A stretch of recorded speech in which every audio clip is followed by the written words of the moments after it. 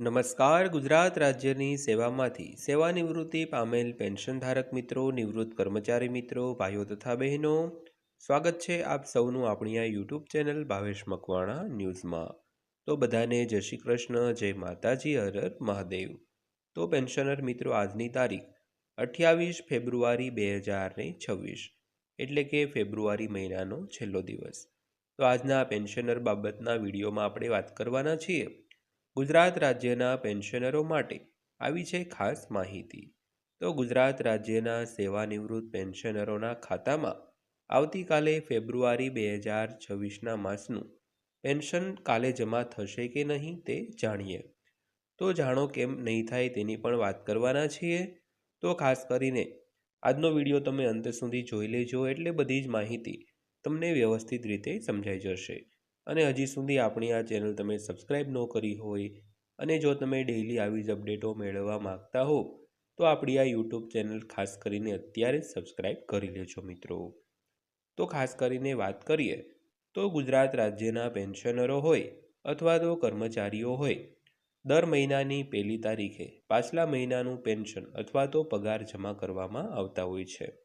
તો આવતીકાલે 1 માર્ચ એટલે કે પેન્શન જમા થવાનો દિવસ પણ આવતીકાલે રવિવાર હોવાથી બેંકોમાં નાણાકીય રજા હોય છે. તો તેને લઈને આવતીકાલે પેન્શન તમારે જમા થશે નહીં. તો ખાસ કરીને પેન્શન આ વખતે એક દિવસ લેટ આવવાનું છે. તો આજના દિવસના વિડીયોમાં આપણે આ જ પ્રકારે માહિતી આપવાની હતી અને આવતીકાલે એક વિડીયો બનાવીને તમને માહિતગાર કરીશું કે આવતીકાલે એટલે કે 2 માર્ચના રોજ પેન્શન કેટલું જમા થશે જે ફેબ્રુઆરી 2026ના માસનું હશે. તો તેમાં આપણે વિગતવાર સમજૂતી આપવાના છીએ. તો આવતીકાલે વિડીયો મૂકીશું, તો ખાસ કરીને આવતીકાલનો વિડીયો પણ જોવાનું ચૂકતા નહીં. તેમાં વિગતવાર માહિતી આપશું કે પેન્શન કેટલું જમા થશે, ક્યારે થશે, તેની બીજી આપણે અગત્યની વાતો કરવાના છીએ. તો વિડીયો તમે અંત સુધી જોઈ લેજો અને કાલની માહિતી પણ જોવાનું ચૂકતા નહીં. તો આજના વિડીયોની અંદર આપણે બીજી પણ ઘણી ચર્ચા કરવાની છે. તો વિડીયો અંત સુધી નિહાળી હજી સુધી આપણી આ ચેનલ સબસ્ક્રાઈબ ન કરી હોય તો આવી જ અગત્યની અપડેટો મેળવવા માટે આપણી આ યુટ્યુબ ચેનલ અત્યારે સબસ્ક્રાઈબ કરી લેજો મિત્રો. તો વાત કરીએ કેન્દ્રીય કર્મચારીઓ માટે નવા પગાર પંચ અંગે નવા અપડેટ્સ સામે આવી રહ્યા છે. તો પગાર પંચની કર્મચારીઓના પગાર પર શું અસર પડશે તે અંગે પણ અહેવાલો સામે આવી રહ્યા છે. તો ચાલો કર્મચારીઓ માટે પુષ્ટિ થયેલા 2 મુખ્ય ફેરફારોની તપાસ કરીએ. વિગતવાર વાત કરીએ તો કેન્દ્ર સરકારના કર્મચારીઓ માટે નવું પગાર પંચ આજકાલ સૌથી વધુ ચર્ચાસ્પદ વિષય છે.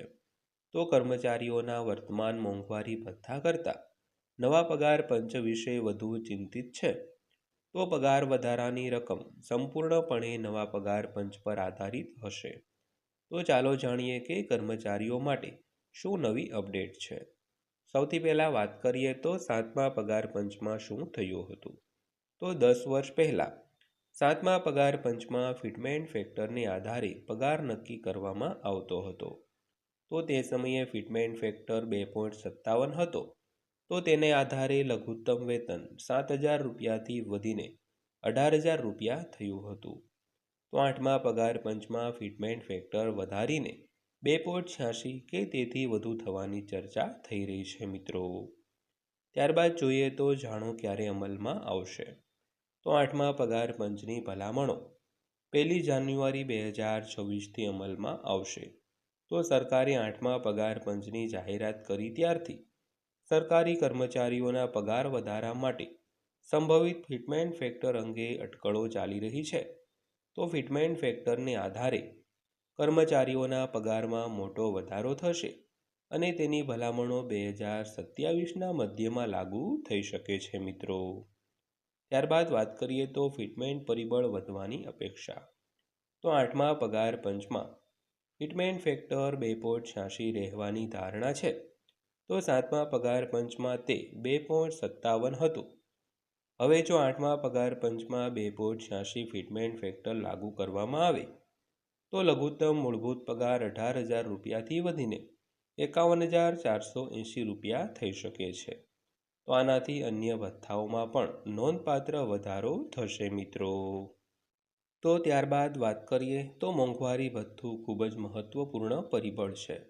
તો કર્મચારીઓના પગારમાં સુધારો કરવામાં પણ મોંઘવારી ભથ્થું મુખ્ય ભૂમિકા ભજવશે. તો હાલમાં મોંઘવારી ભથ્થું 58% છે. તો નવા પગાર પંચ લાગુ થાય તે પહેલાં તે 60% સુધી પહોંચી જશે.